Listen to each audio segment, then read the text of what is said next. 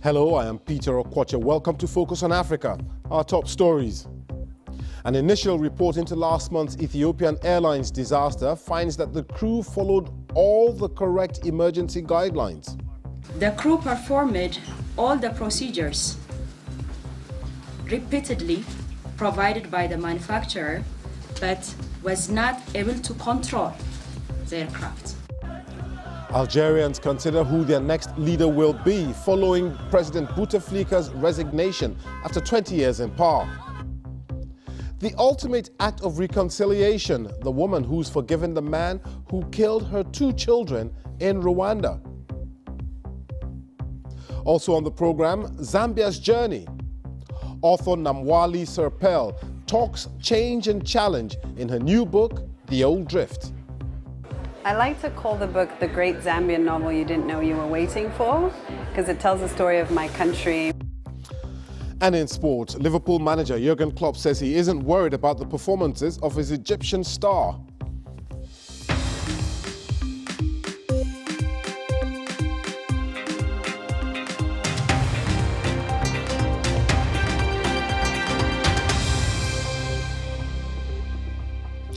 Thanks for joining us here on Focus on Africa from BBC World News. A preliminary report into the crash of an Ethiopian Airlines plane last month says that the pilots repeatedly tried emergency steps outlined by the manufacturer Boeing, but failed to regain control of the aircraft. Boeing has issued a statement saying that future software fixes will allow pilots to override the system if necessary. Flight ET-302 crashed on March the 10th, 6 minutes after takeoff, killing all 157 people on board. Emmanuel Gunza has this report. The crew obtained the license. It's the moment that many had been waiting for. The release of a report that sheds more light on why Ethiopian Airlines Flight 302 crashed 6 minutes after takeoff from the capital, killing all on board. Preliminary results suggest the pilots did all they could to deal with a repeatedly nosediving aircraft. The crew performed all the procedures repeatedly provided by the manufacturer, but was not able to control the aircraft. The report, which took 3 weeks to prepare, recommended that the manufacturer Boeing review the 737 MAX 8. Since repetitive uncommanded aircraft nose-down conditions are noticed in this preliminary investigation, it is recommended that the aircraft flight control system related to the flight controllability shall be reviewed by the manufacturer. Boeing has faced serious questions on the safety of the 737 aircraft. The crash was the second involving the plane. 6 months ago, Lion Air flight JT610 fell into the sea near Indonesia, killing all 189 people on board. Boeing now potentially faces billions of dollars in compensation and business losses after the jet was grounded by regulators around the world as investigations continue. It has also been named in lawsuits from families after their loved ones died in the crash. At least a dozen Kenyan families say that the American company should take responsibility for the accident. It seemed pretty clear prior to this last incident of Ethiopia Airlines that there was sufficient evidence out there to suggest that this particular aircraft should not have been flying. Boeing says it's already working to fix the problems with the MAX control system and insists that safety is its #1 priority. Emmanuel Gunza, BBC News, Nairobi. Let's discuss this further now. Joining me from our studio in Nairobi is aviation expert Simon Mwaniki. Still some way to go in this investigation, but what do you make of the preliminary report? I can hear you quite well. The preliminary report, as released earlier today, confirms most of the issues and concerns that had been raised as respect to the MCAS system of the Boeing 737 MAX, and that it was not working properly. And the investigation, or the preliminary investigation, has confirmed that there was an error from the angle of attack sensor that was in that aircraft. So it basically confirms that was a system that had a problem, and it's no longer in debate what what was the cause. Now it has been narrowed down to the MCAS system. Yeah, you mentioned the MCAS system there because Boeing has issued a statement which contains this following statement. The preliminary report indicates the airplane had an erroneous angle of attack sensor input that activated the maneuvering characteristics augmentation system function during the flight as it had during the Lion Air 610 flight. What exactly does this mean? What basically it means, the MCAS system is a maneuverability characteristic augmentation system. Basically, it means that when this aircraft, just a bit of a history, this aircraft was an upgrade from the 737NG. And in this aircraft, it had bigger engines, and because of the bigger engines, they were placed slightly forward as compared to the other. It placed the aircraft in a position or to have a higher probability of a stall as compared to the previous version. Boeing noticed and knew of this problem, and its response to the problem was the MCAS system, that in the event the angle of attack was to rise beyond a certain limit, then the MCAS system will come in, the angle of attack sensors will send a signal to the flight computer will send then a signal to the elevator trim to bring the nose down so that you don't have a stall. Basically, this flight thought that the angle of attack was too high and was trying to bring the nose of the aircraft down. Now, let's talk a little bit about... No, just wait. No, it means that is what the system was designed for. But in this case, the problem was that the sensors were faulty. So they were sending a faulty signal to the flight computer. Okay, so let's talk about the relationship, Simeon. Let's talk about the relationship between Boeing and the Federal Aviation Authorities in America. I mean, because a lot of people have also complained about how long it took American Airlines to ground this plane. I mean, do you think it was too close a relationship? Definitely, there are concerns between the relationship between Boeing and the regulator FAA. Obviously, we don't have information to give a conclusion. But what we do know for now is that they may have been loops in the type certification process to approve the 737 MAX to be fit to fly in terms of granting it the type certificates. Regularly, the flight testing system and the certification system is much longer. If you compare with other aircraft, it's much longer and it's much more thorough. But in this one, if you noted, even from the time this aircraft was designed, it actually came into service much sooner than was expected. This aircraft was expected to come into service 2018, 2019, but it started up, its first flight was in 2016, and deliveries began in 2017. So that process was a bit rushed, and this was what probably could have left to the gaps in terms of proper certification. All right. Simon Mwaniki, a Kenyan aviation expert there, speaking to us live from Nairobi. Thank you very much for your time. Let's take a quick look now at other stories making the headlines across Africa and the rest of the world. The UN Secretary General Antonio Guterres, who's currently in Libya for talks, has said he's deeply concerned by troop movements in the country. This comes as forces from eastern Libya are reported to have entered a town some 100 kilometers south of the capital, Tripoli. The Belgian Prime Minister, Charles Michel, has apologized on behalf of the state for the injustices it inflicted on thousands of mixed-race children born during the country's colonial rule of Burundi, Congo and Rwanda. Children born to Belgian settlers and local women were forcibly taken to Belgium, where they were raised mainly with Roman Catholic orders and other institutions. Authorities in Burkina Faso say at least 62 people were killed this week in jihadist attacks and subsequent intercommunal clashes in the north of the country near the border with Mali. The violence follows a massacre of 160 people during an attack on a Fulani village last month. And the Nigerian Senate has criticized the lack of funding of the country's diplomatic missions.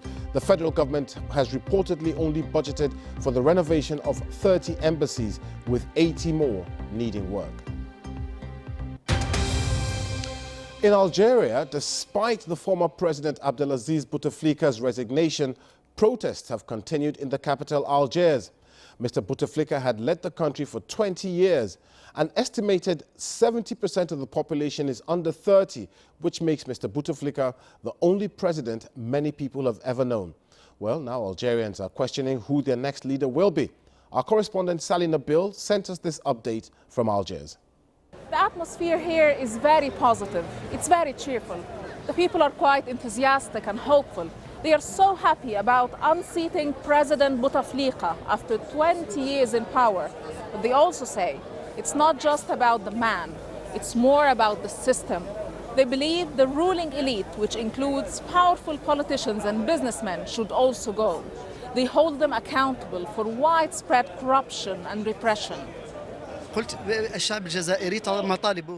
The Algerian people demands have changed from asking for social changes to mainly political now.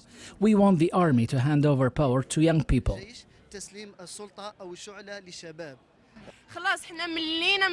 We're done with this corrupt regime. We do not want them anymore. They need to stay home and give space for others. We are really fed up.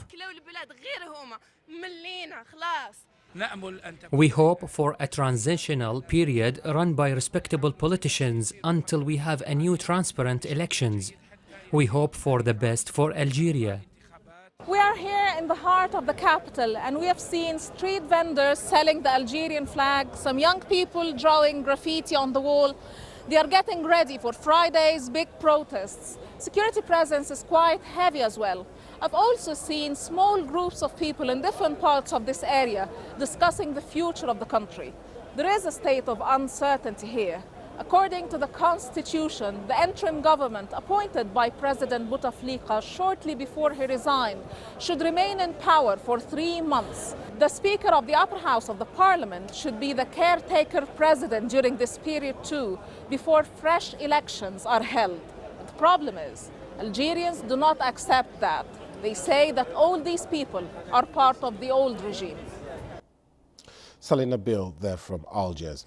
This is Focus on Africa from BBC World News with me, Peter Okwoche. Still to come, Mimi with all the sports as we catch up with former Guinean international Foday Mansare, who's helping future stars.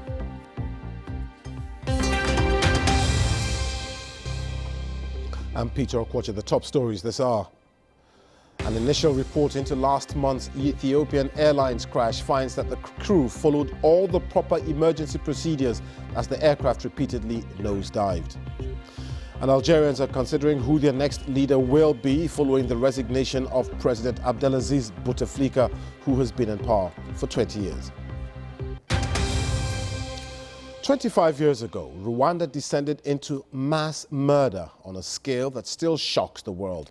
Extremist Hutus murdered 800,000 people, mostly Tutsis and moderate Hutus. The country has since rebuilt and is now held up as a beacon of progress. But has it really moved on? Rwanda has always been a tightly controlled society, and under President Paul Kagame, the media is closely monitored. The BBC's Shiro Marioki has been to the Central African country to find out the role propaganda played in fueling the genocide, as well as hearing human stories of survival and reconciliation. Anne-Marie was a mother of 4 in 1994. Her eldest son, Innocent, was 11 years old, the apple of her eye. He promised to always look after me and make my life better. He was too good for this world.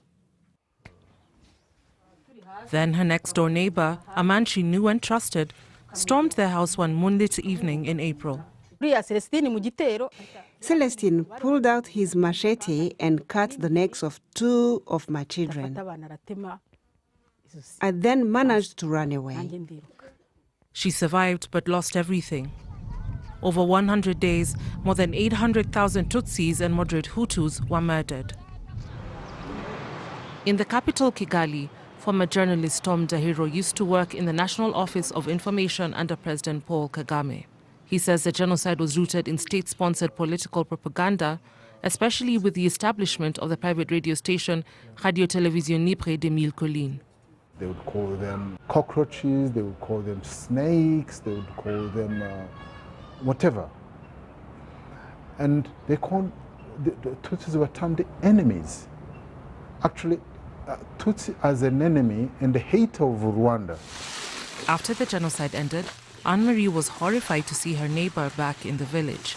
She wanted to kill him, but in a moving act of reconciliation, decided to forgive him after talking to a Catholic priest. We ask for forgiveness from all survivors. They survived despite my actions because I was indeed a savage killer. She's alive despite what I did. It's God that kept her alive. Celestine served 10 years in jail for his crimes.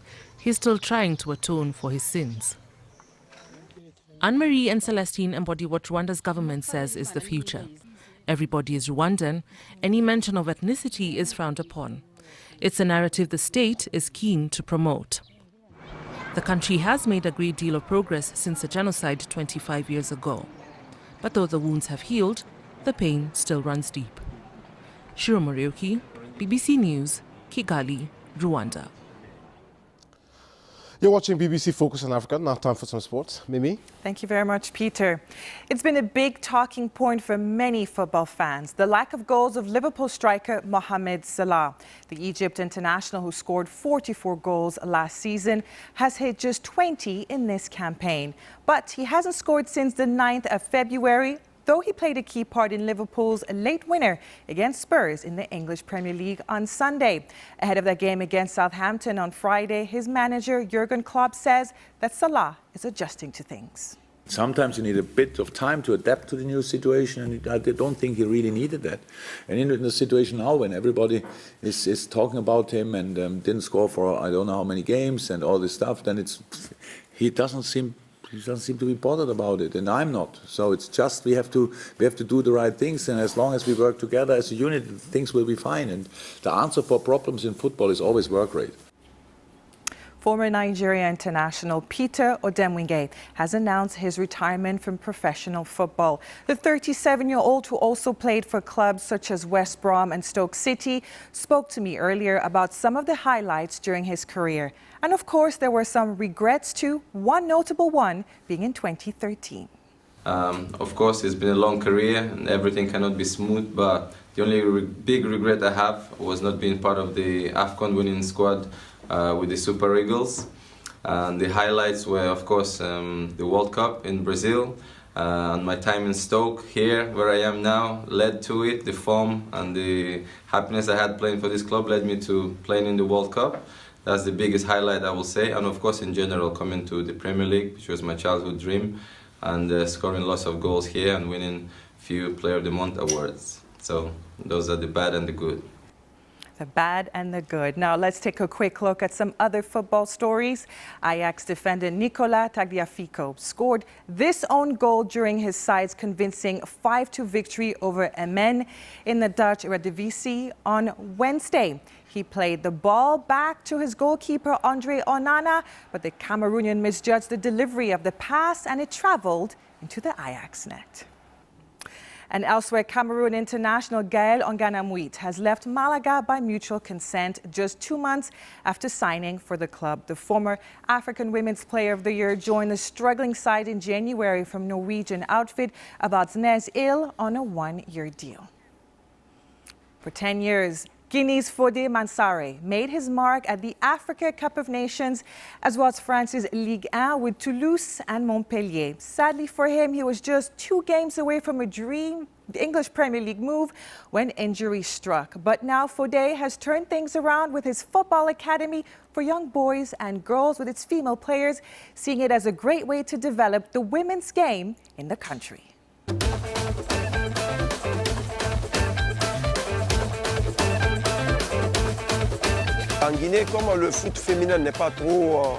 In Guinea, women football is struggling. With my experience in Europe, I'm trying to implement it here.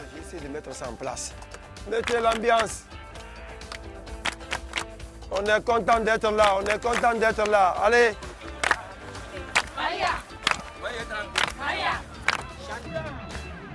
Je suis vraiment ravie parce que I am delighted because he is a star. He is a great player, a professional too. He honored Guinea, so when I see myself with him in the same pitch, I feel happy. And I hope I will have the same career one day.